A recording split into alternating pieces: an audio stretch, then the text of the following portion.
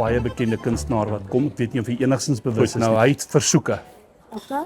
As hy wil die winkel kom besoek. Nou die sekuriteit het my nou aangestel. Ja. Asseblief, mag glad nie oogkontak maak nie.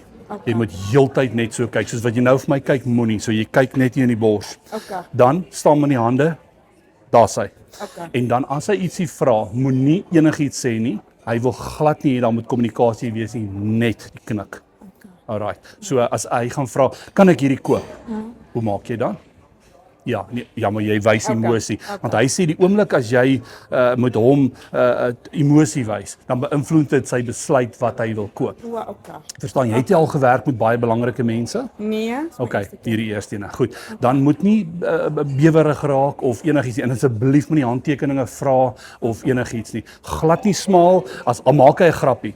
Okay. Jy smaal nie, jy wys geen emosie nie. Okay. Hande net langs die kant. Okay. Dis hy. Goed, ek gaan nou rolspeel doen, nê? Okay. Goed. Hallo, gaan met jou? Good day, how are you?